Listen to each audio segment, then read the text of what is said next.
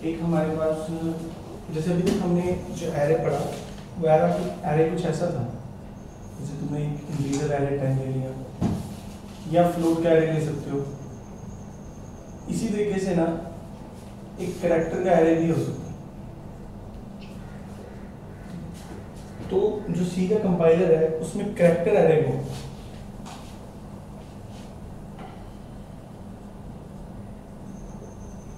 Is called string,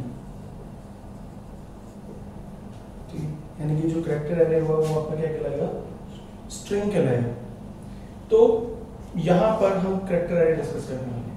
अब बात ये आती है कि अगर मुझे कैरेक्टर एरे को डिस्कस करना है तो उसके लिए कुछ फीचर्स हैं जो कि एक्स्ट्रा ऐड होते हैं। जैसे आप नॉर्मली हम ये बोलते हैं कि नम ऑफ 10 है, ठीक है, तो इसको ब्लॉक्स कितने मिलेंगे, एक 0 मिलेगा, एक 1 मिलेगा, 2 मिलेगा, 3 4 5 6 7 8 9।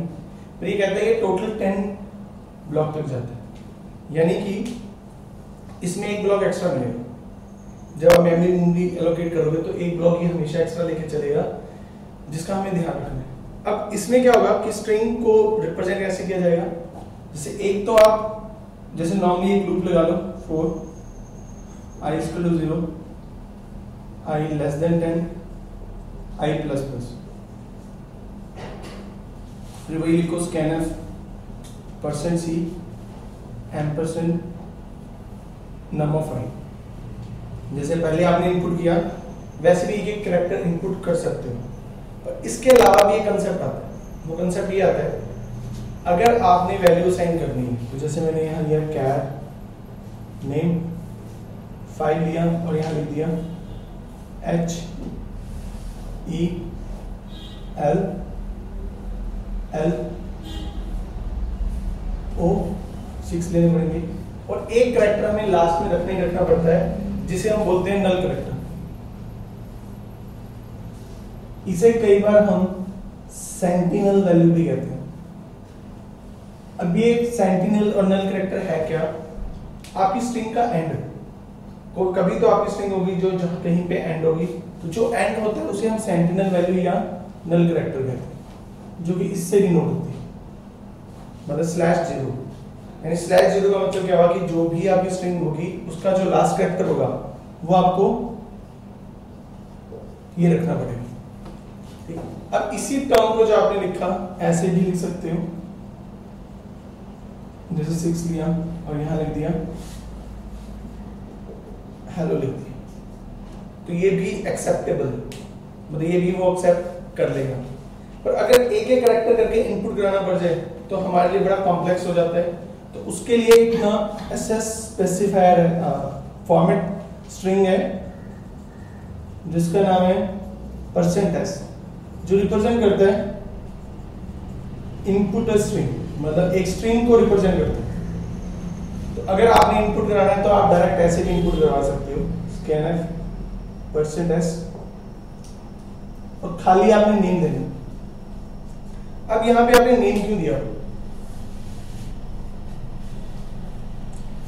नॉर्मली जब भी हम कुछ लिखते हैं हम एड्रेस लिखते हैं, ठीक है, तो लेकिन यहां इनपुट कराते हुए मैंने कोई एड्रेस वाला ऑपरेटर यूज नहीं किया।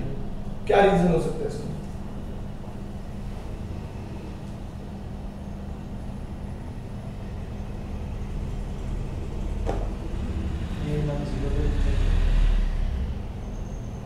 देखो यहां नेम है क्या, एरे नेम, और हमने पढ़ा हुआ है कि जो ये होता है नेम, ये किसे रिप्रेजेंट करता है, यानी ऑलरेडी वो एक एड्रेस फॉर्म नहीं है, तो इसलिए इसके आगे एम्परसेंड लगता है।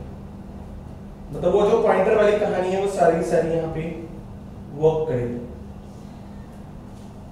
इतना क्लियर है। अब वो ये कहता है कि अगर आप %s से इनपुट कराते हो तो ये स्पेसेस एक्सेप्ट नहीं करता। जैसे अगर मैं राम स्पेस लाल डालूंगा तो वो पूरा रीड नहीं करेगा राम लाल, वो सिंपली राम को ही रीड करेगा, क्योंकि जैसे स्पेस आता है तो वो वहां पे रीड करना बंद कर देता है। तो उससे बचने के लिए हमारे पास एक गेट्स नाम का फंक्शन, आप गेट्स यूज कर लो तो गेट्स क्या करेगा, आपको इनपुट कर देगा, और जब ये इनपुट करेगा तो स्पेसेस भी अलाउ करेगा। पर कई बार ऐसी रिक्वायरमेंट आ जाए आपको कि मुझे स्कैनएफ ही यूज करना है और स्कैनएफ में भी स्पेसेस इनपुट करवानी है, यानी स्पेसेस एक्सेप्ट हो जाए, ये वाला सिनेरियो करना है। तो उसके लिए आपको स्कैनएफ में कुछ ऐसा लिखना पड़ेगा, scanf percent cap slash n और एस। अब आप इनपुट कराओगे तो ये स्पेसेस भी एक्सेप्ट करेगा, मतलब ये एक आपको लिखना पड़ेगा, तो वो इस तरीके से काम करेगा।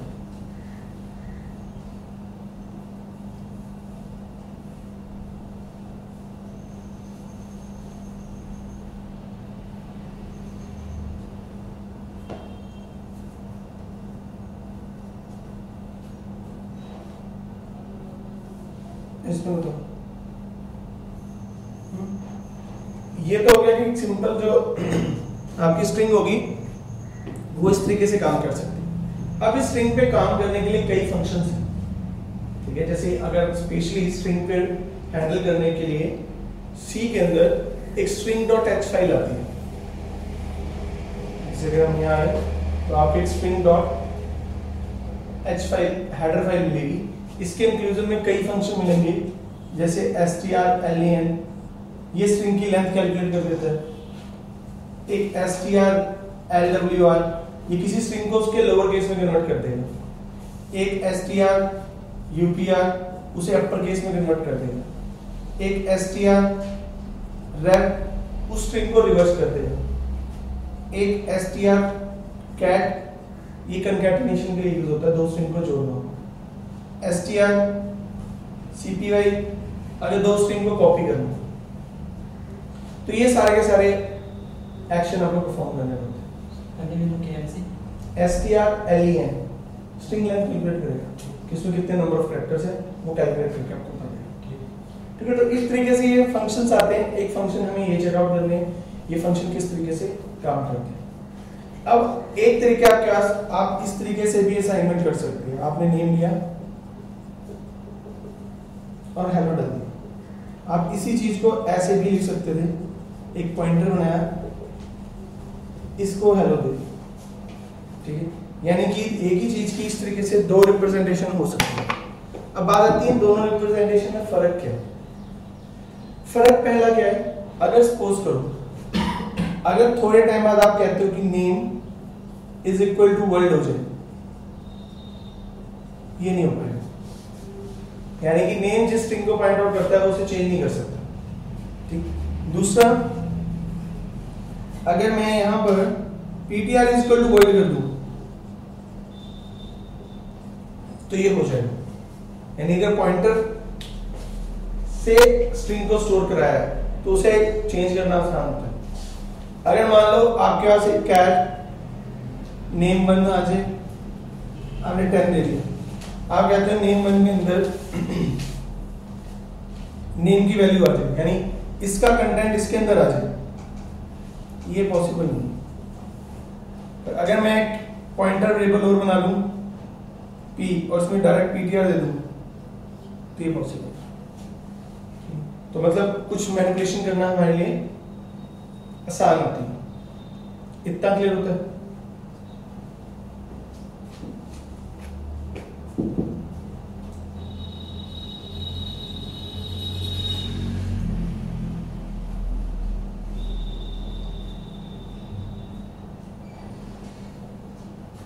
उसके एक छोटी सी टर्म कि पॉइंटर की को डिक्लेयर करते हुए कुछ वैल्यूज गिवन की जा सकती हैं। जैसे लिखने का ढंग बदलने से उसके पूरे बिहेवियर में डिफरेंस आ जाता है।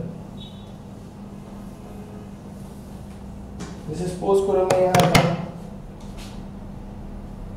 एक कैट स्टार ptr हेलो करो, तो इसका मतलब ये होता है इस पॉइंटर से आप इस स्ट्रिंग में चेंज कर सकते हो।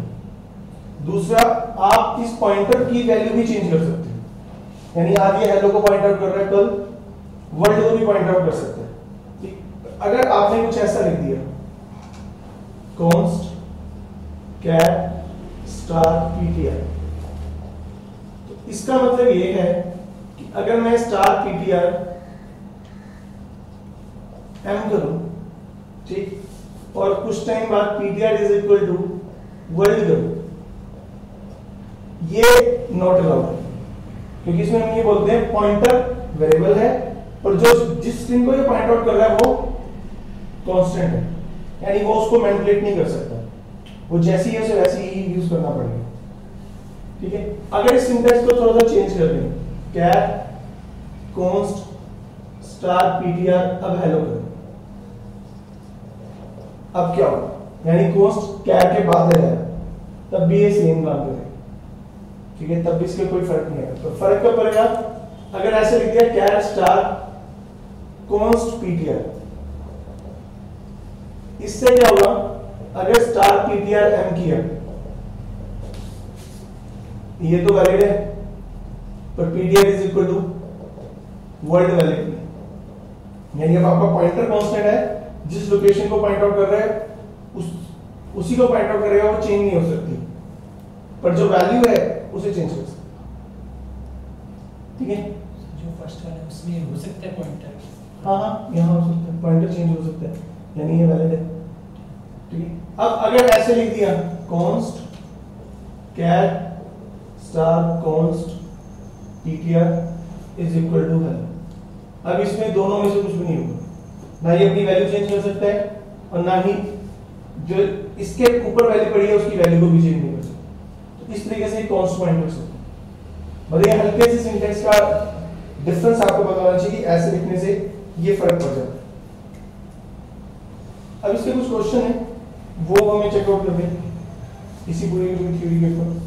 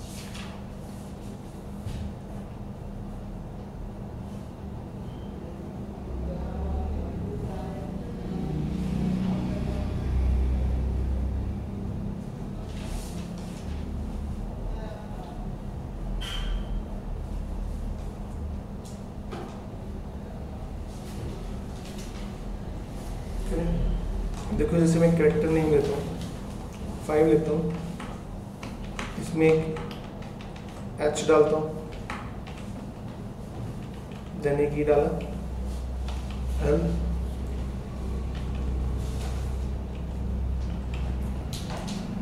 और लास्ट में एक नल कैरेक्टर क्लियर स्क्रीन करता हूँ, गेट ch करता हूँ, कंपाइल करता हूँ, एक एरर आ जाएगी क्योंकि नल कैरेक्टर भी एक साइज लेगा, तो आपको एक वैल्यू और रखनी पड़ेगी, यानी आपको 6 लेंथ रखनी पड़ेगी, तब एक कैरेक्टर वो एक्सेप्ट करेगा, यानी एक एक्स्ट्रा कैरेक्टर हमेशा आपको एक स्पेस रखना पड़ेगा उसके नल कैरेक्टर के लिए। अब मैं उसकी वैल्यू को एक एक करके डिस्प्ले करना चाहता हूँ, तो मैं एक इंटीजर i लेता हूँ और एक लूप चलाता हूँ for i is equal to 0, i less than 6 और i प्लस प्लस। अब मैं चाहता हूँ एक एक करके इसकी वैल्यू डिस्प्ले करें, तो लिखा printf %c और नेम ऑफ i हमें शो कर दे। तो जैसे मैं इसे चलाऊंगा तो एक एक कैरेक्टर मुझे शो कर दे, तो इस तरीके से एक कैरेक्टर आपको रिप्रेजेंट कर दे। अब जैसे आपने ये रिप्रेजेंट किया, अब वो कहता है कि ये जो सेंटिनल वैल्यू है ये भी तो आपकी हेल्प कर सकती है। किस वे में? आप यहाँ आओ, आप इसे डिस्प्ले करने के लिए ये वाला पैटर्न यूज करो। i की वैल्यू इनिशियली 0 ली, लूप कब तक चले, जब तक name of I not equal to null character, मतलब जब तक वो not equal to null character है तब तक डिस्प्ले करता है। हर बार प्लस प्लस कर, तो मतलब वो सेंटिनल वैल्यू भी आपकी हेल्प कर सकती है। तो जैसे चलाया तो हेलो इस तरीके से डिस्प्ले हो जाएगा। आप यहाँ पे करेक्टर पॉइंटर लेके भी ये काम कर सकते हैं। जैसे आप यहाँ क्या है स्टार पीटीआर लो और आप यहाँ कहो कि पीटीआर के अंदर नेम की वैल्यू है, यानी एड्रेस ऑफ 0 का आ जाए, नेम ऑफ 0 का एड्रेस आ जाए। लूप कब तक चले, जब तक star PTR not equal to null character. और यहाँ लिया printf %c स्टार ptr में जो वैल्यू वो शो कर दे, देन ptr प्लस प्लस, इस तरीके से चले। तो जैसे से चलाते हैं ये भी सेम वैल्यू आपको दिखा देगा। यानी कि इस तरीके से आप स्ट्रिंग के ऊपर काम कर सकते हैं। पर मैं चाहता हूँ कि यूजर से इनपुट करवाई जाए स्ट्रिंग। तो एक तरीका तो ये है कि आप एक एक करके इनपुट कराओ, एक तरीका है आप पूरी की पूरी स्ट्रिंग एक अटेम्प्ट में ही इनपुट करवा लो। जैसे हम यहाँ आते हैं,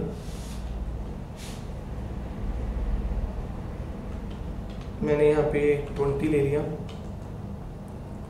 मैं चाहता हूँ यूजर इसे इनपुट करे।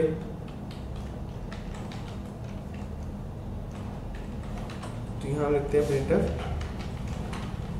एंटर योर नेम, स्कैनफ लिया %s m नेम सीधा डाल, फिर इसका डिस्प्ले करा दिया printf द नेम, और नेम की वैल्यू इस तरीके से डिस्प्ले कर दी। चलाया, जैसे मैं लिखता हूँ रमेश, तो रमेश की value as it is display कर दी। पर जैसे ही मैं यहाँ आता हूँ और स्पेस के साथ वैल्यू लेता हूँ, तो क्या होता है जब ये रीड करता है स्कैनर, तो जैसे स्पेस आता है वहीं टर्मिनेट हो जाता है। जैसे ही एंटर किया ये इस तरीके से दिखा, ठीक है। तो इस तरीके से काम कर जाएगा। अगर मुझे स्पेसेस एक्सेप्ट करवाने हैं तो एक तरीका तो ये है, आप आओ गेट्स नाम का फंक्शन यूज करो, ठीक। तो गेट्स नाम का फंक्शन अपने आप स्पेसेस एक्सेप्ट कर लेगा, ठीक है। एक तो ये है। दूसरा क्या है कि आपने ऐसे यूज नहीं करना, तो आप यहीं लिखो scanf %n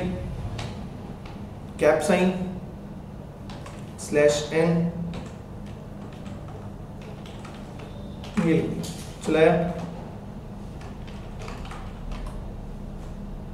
मैं इस मोड में भी एक्सेप्ट कर लिया। जैसे आपका गेट्स नाम का फंक्शन है, वैसे ही पुट्स नाम का फंक्शन भी है, ठीक।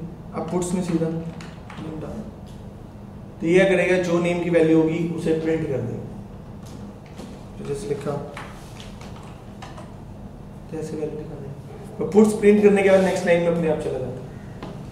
तो ये क्या कहते हैं, आपका इस तरीके से इनपुट हो जाता है। अब हमने स्ट्रिंग के फंक्शन चेकआउट करते हैं कि स्ट्रिंग के फंक्शन है या नहीं है, वो चीज चेकआउट करनी है। तो आप यहाँ आओ, हम यहाँ लिखते हैं #include string.h। इसी प्रोग्राम में मैं उसकी लेंथ डिस्प्ले करना चाहता हूँ, तो मैं यहाँ आया, एक इंटीजर लेंथ ले, ठीक है। और मैंने एक और ले लिया char name 120 ले लिया, ठीक। यहाँ मैंने स्ट्रिंग डलवा दी द नेम इतना। उसके बाद मैं यहाँ आता हूँ, लेंथ कैलकुलेट करना चाहता हूँ, तो str_align नाम का फंक्शन कॉल किया, नेम सप्लाई कर दिया, और printf the number of character in string।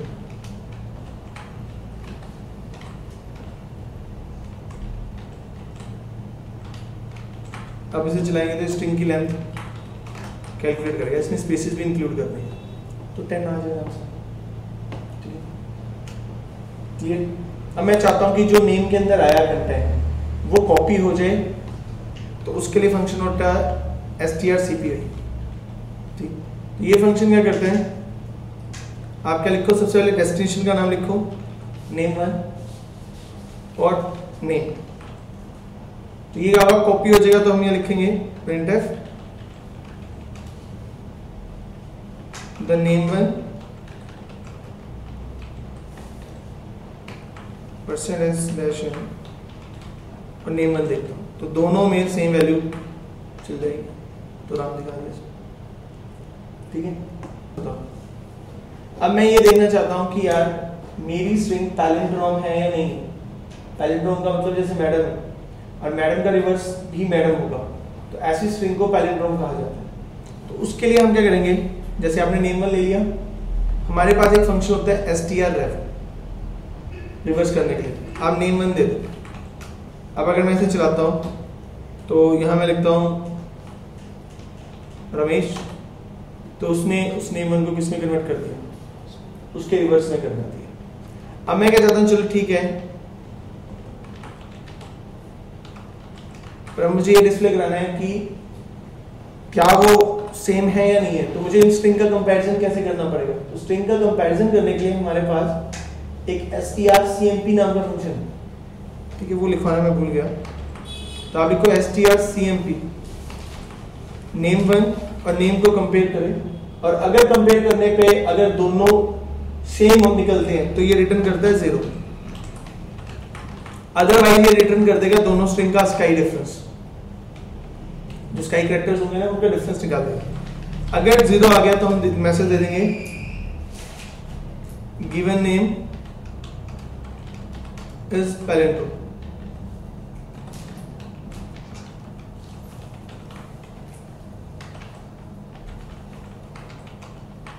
Given name is not palindrome. ये चलाया। अगर मैं मैडम लिखता हूं, गिवन नेम पैलिंड्रोम आ गया। अगर मैं शो लिखता हूं तो इस तरीके से आ गया। क्लियर। तो ये मतलब इतने बिल्डिंग फंक्शन है जिनकी हेल्प से आप ये सारा काम कर सकते हैं।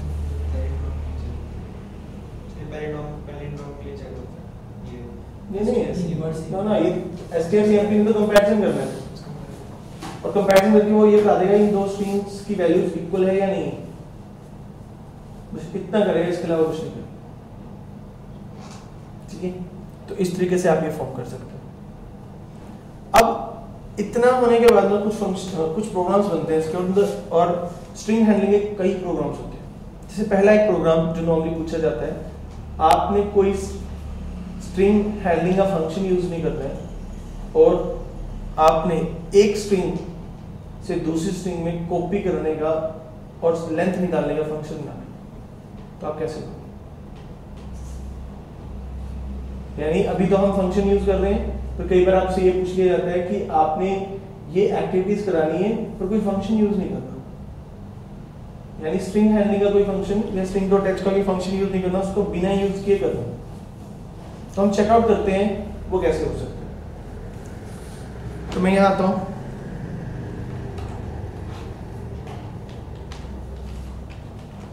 अब सी हमें एक छोटा सा बिहेवियर पता होना चाहिए, और वो बिहेवियर क्या है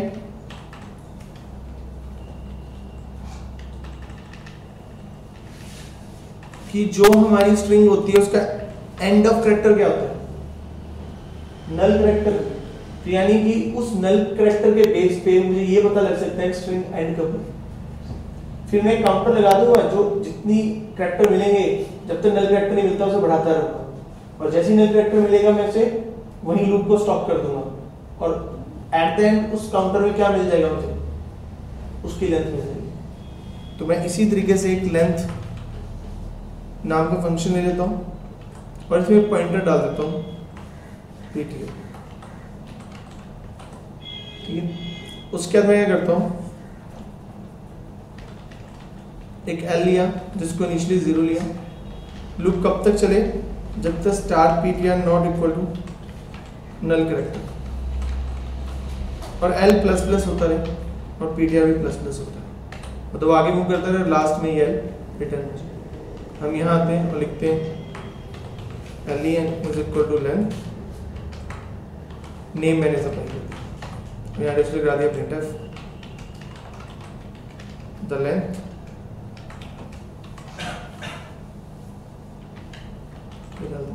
चलाया। तो उसमें लेंथ कैलकुलेट करना, ठीक, इस तरीके से आप कर सकते हैं, हो जाएगा ये। अब मुझे कॉपी का बनाना है, क्या अब कॉपी के लिए क्या चाहिए होगा, दो स्ट्रिंग्स चाहिए होगी, एक सोर्स एक डेस्टिनेशन। तो हम क्या करते हैं, एक फंक्शन बनाते हैं void copy char star s char star t, ठीक है। सी अगर आपने स्ट्रिंग में मैनिपुलेशन करनी है, दो तरीके से मैनिपुलेट कर देंगे, एक तो इंडेक्स नंबर से मैनिपुलेट कर लो, क्या पहले इसकी लेंथ निकालो, फिर आई की वैल्यू 0 लो, 0 से एक एक करके लेंथ तक जाओ, पर वो तरीका सबसे इनएफिशिएंट होता है। बेस्ट तरीका होता है कि आप पॉइंटर यूज करो, और जितना पॉइंटर यूज करोगे उतना बेटर है। तो यहां पे क्या करते हैं, हम एक लूप चलाते हैं, कब तक, जब तक हमारे स्टार्ट का नल कैरेक्टर या हमारे सोर्स का नल कैरेक्टर नहीं मिलता। फिर हम क्या करेंगे, स्टार्ट की यानी जो मेरे टारगेट के पास कैरेक्टर है उसमें इसका कैरेक्टर चला जाए, फिर ये भी एक पॉइंट भर जाए और एक पॉइंट ये भी भर जाए, और at the end start T के अंदर नल कैरेक्टर है।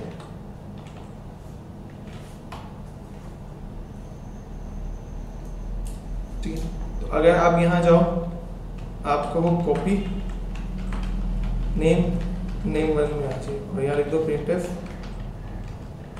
द नेम 1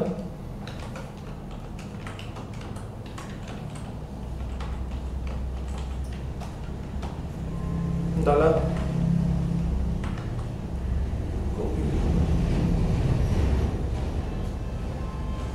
इसमें तो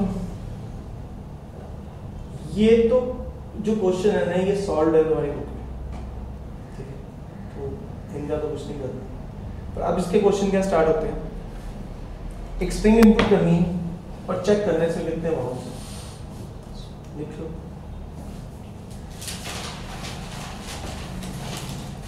मतलब input any string and check how many vowels in that string.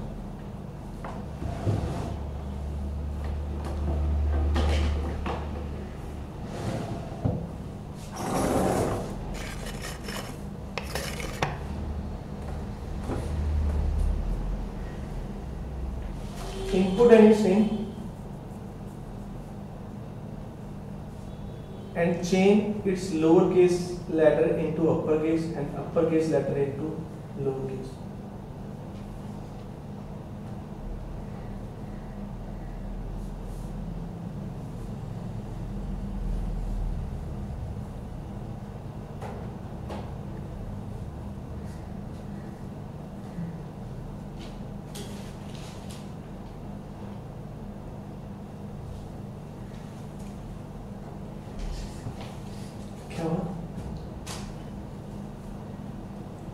एक बुक में भी दिया हुआ है कि आप एक स्ट्रिंग डालो, ठीक है, उस स्ट्रिंग डालने के बाद आप यूजर से डिमांड करो स्टार्ट इंडेक्स, ठीक है, उस कैरेक्टर से मांगो कितने से कैरेक्टर चाहिए, तो जो वो इंडेक्स मांग रहा है उस पर्टिकुलर इंडेक्स से आगे के जितनी भी उसने लेंथ मांगी उतनी लेंथ की वैल्यूज निकाल के देते। जैसे एक सब स्ट्रिंग का पार्ट प्रोग्राम हमने बनाना है, एक ऐसा कह लो हमने एक ऐसा फंक्शन बनाना है जिसमें सब स्ट्रिंग निकालने का फीचर, हम अपनी स्ट्रिंग डालें, उसमें स्टार्ट इंडेक्स डालें, कौन सी पोजीशन से कितने उठाने वो अलग प्रोग्राम, ठीक है, तो ये वाला काम है।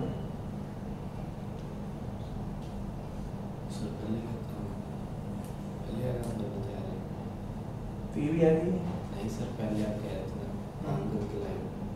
ना पिछले क्वेश्चन को, वो भी इसमें 2-3 क्वेश्चन से वो देखने तो पड़ेंगे ना तुम्हें, पर इतना कोशिश करना कि पॉइंटर से ही करना है,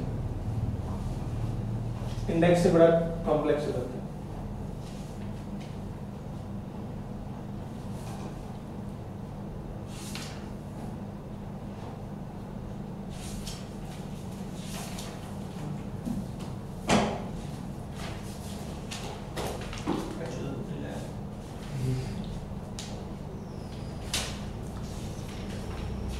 देखो वही एरे का क्वेश्चन देखो पिछले क्वेश्चन में, एटलीस्ट उन्हें पढ़ो तो सही, जो पढ़ोगे तभी तो तुम कुछ डाउट मार सकोगे।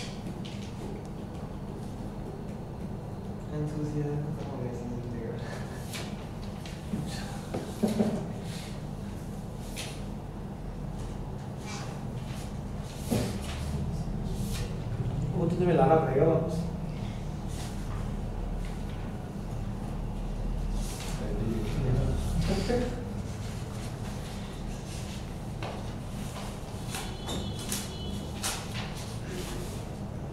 तो तुम्हारा एक सेम हंसी खुशी में गुजरेगा अगर अपना एंथुसियाज्म वापस ले आए तो।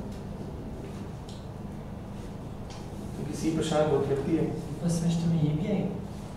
मेरे ख्याल से इट डिपेंड्स ऑन यूनिवर्सिटी, तो यूनिवर्सिटी के पास चॉइस होती है, कॉलेज का चॉइस होती है। कंप्यूटर साइंस तो है, अब ये भी आएगा। मतलब वैसे तो ब्रांच मैकेनिकल है लेकिन उसमें कंप्यूटर सब्जेक्ट है। देखो ये बात सुन लो, सी इज एवरीथिंग एंड एवरीवेयर, ठीक है, तो हर ब्रांच में होती है।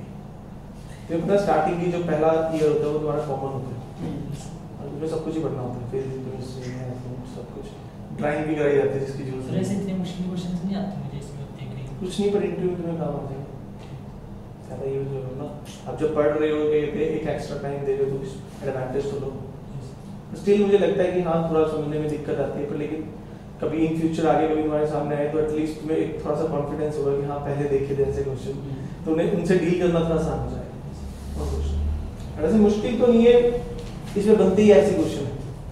अब बताओ अगर मान लो स्ट्रिंग में अब ऐसा प्रोग्राम थोड़ी बनाएंगे कि तुमने नाम डाल दिया फिर डिस्प्ले करा दिया बस काम खत्म, फिर तो स्ट्रिंग हैंडलिंग कुछ हुई नहीं, फिर तो इनपुट हुआ आउटपुट हुआ, फिर तो प्रोग्रामिंग खत्म हो गया। जब तक ये वाले क्वेश्चन नहीं करेंगे तब तक हमें पता ही लगेगा अंदर घुमाना कैसे। जैसे अगर हम लोअर और अपर केस की बात करें, जो प्रोग्राम तुम्हें बताया उसमें करने की अप्रोच क्या, अब पीछे जाना अपेंडिक्स में और स्काई चार्ट देखो।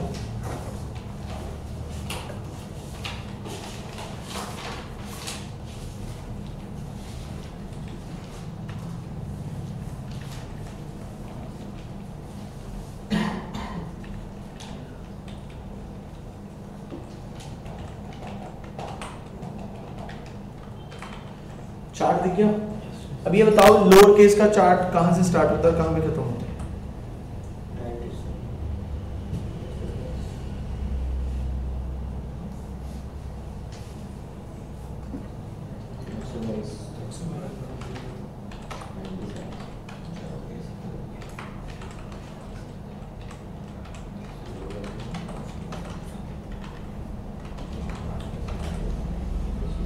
देखो एक सिंपल सा है, आप एक कंडीशन लगाओगे स्टार पीटीआर क्या ग्रेटर देन इक्वल टू 65 है and star PTR less than equal to 26 मेरे ख्याल से 90 होगा इसका लास्ट, ठीक।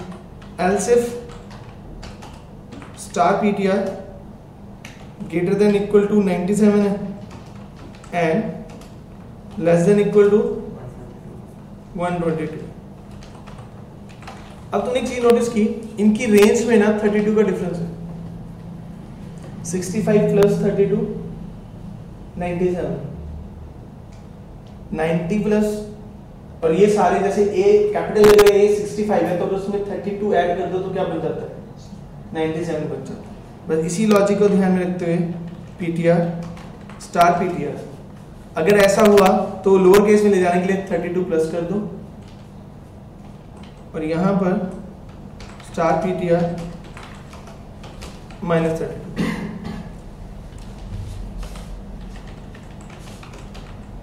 नाउ स्ट्रिंग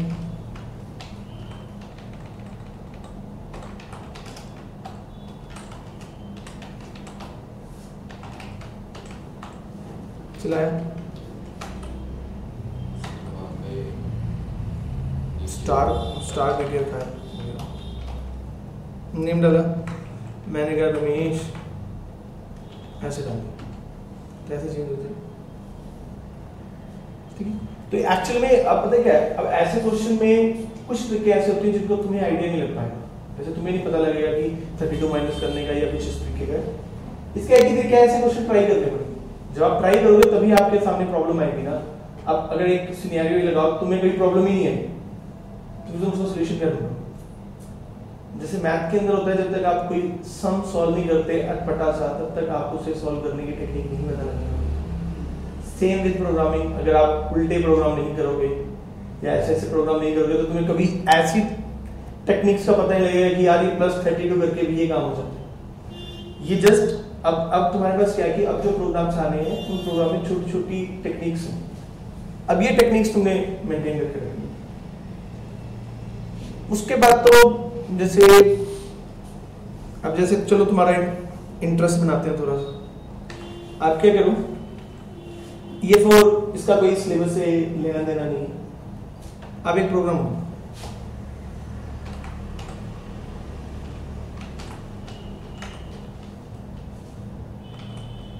ठीक, एक हमारे पास ना हैश इंक्लूड एक फाइल है graphics.h, ठीक, इस पे कंट्रोल F1 कर लो। ठीक, मैं कहता हूं मुझे ना सर्कल बनाने का कुछ बताओ। एंटर किया। अब मुझे नहीं पता सर्कल क्या है, किस तरीके से। आप यहाँ हो,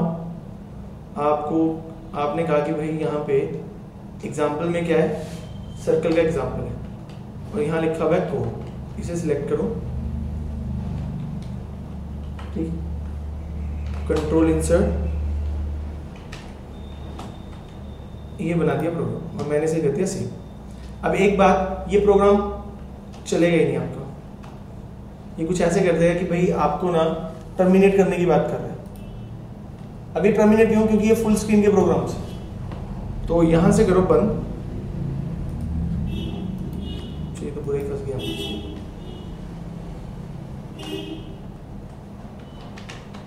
ठीक है, आप फुल स्क्रीन मोड में लेके जाओ उसे। ठीक है, अब इस प्रोग्राम को ओपन करो।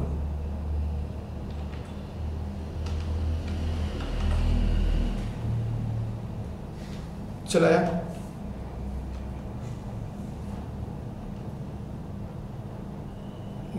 क्या हुआ?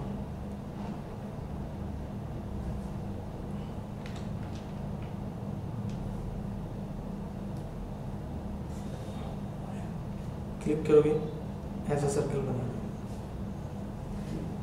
तो मतलब ऐसे ग्राफिक्स के प्रोग्राम बन सकते हैं।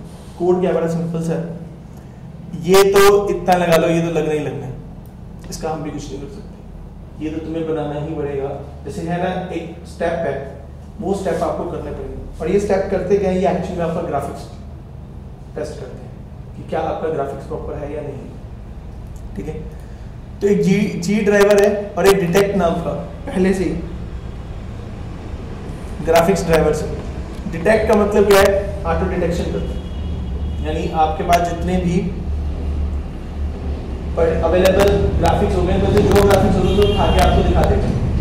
ठीक है, उसके बाद मिडएक्स रेडियस 100 ले लिया, ये ले लिया। एक इनिट ग्राफ नाम का फंक्शन है, हमने ड्राइवर का एड्रेस दिया और मोड डाल दिया। मोड में आपको मोड का पता लगेगा कि क्या डालना है। तो यहाँ पे एक ग्राफिक्स इनिशियलाइज कर देगा आपकी स्क्रीन के। उसके बाद एरर कोड में ग्राफ रिजल्ट निकालेगा। ये फंक्शन है जो ये बता देगा कि जो आपके ग्राफिक्स है वो बने या नहीं बने। अगर GR ओके नहीं है तो इसका मतलब ग्राफिक्स एरर आ गई और मैसेज दिखा दे। और अदरवाइज मिडएक्स में क्या करे, गेट मैक्स एक्स, यानी कि मैक्स एक्स क्या है, एक्स का जो सबसे एक्सट्रीम एक्स है वो निकाल ले, वाई का एक्सट्रीम एक्स निकाले, उनका हाफ कर ले, आपको एक सेंटर पॉइंट मिल जाएगा। फिर कलर सेट कर दिया मैक्स कलर, और फिर सर्कल में क्या देना है, मिड एक्स देना है, मिड वाई देना है और रेडियस देना है, वो सर्कल ड्रा कर देगा। फिर क्लोज ग्राफ कर दो, वो ग्राफिकल जो ग्राफ है वो क्लोज हो जाएगा। और इसमें सिर्फ सर्कल नहीं है, बहुत सारे फंक्शन। ठीक है, जैसे अगर मैं यहाँ पे सेट कलर में हूँ, कंट्रोल F1 में जाओ, इक्विवेलेंट कलर नेम में जाओ और यहाँ पे अभी नाम मुझे भी याद नहीं है इसके। ठीक है, आप यहाँ पर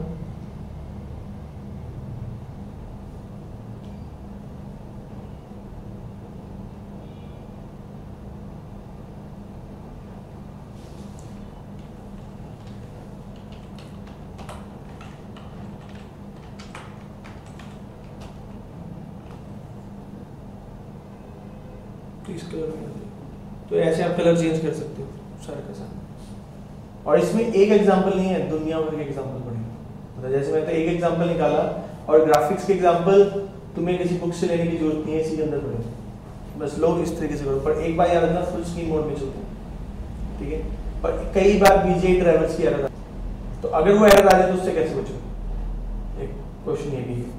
तो वो उसके लिए क्या करो, अगर आपकी ग्राफिक्स की एरर आ गई मान लो, तो डू वन थिंग, जहां सी इंस्टॉल है, कई बार ये विंडोज 7 में प्रॉब्लम क्रिएट करता है, टीसी में गए आपको प्रॉब्लम होगी, तो क्या करो बीजीआई में, यहां पर तुम्हारी ये बीजीआई डेमो, ये कई सारी फाइलें पड़ी हुई हैं, एक मिनट, बीजीआई डेमो और ईजीए वीजीए, और ये दो फाइलें कॉपी करके ना बिन फोल्डर में डाल दो, तुम्हारे को ड्राइवर्स डल जाएंगे और विंडोज 7 भी होगी या जो भी होगी उसमें ही चलेगा। तो इस तरीके से काम, अगर उससे उब गए तो इस पे काम करें, सिंपल सा। मतलब इसमें थोड़े ग्राफिक्स आ जाएंगे, बहुत कम बच्चों को आते हैं ग्राफिक्स वगैरह, तो तुम छोटा मोटा काम, अच्छा वाला काम इसमें कर सकते हो। तो वही वाली चीज करना।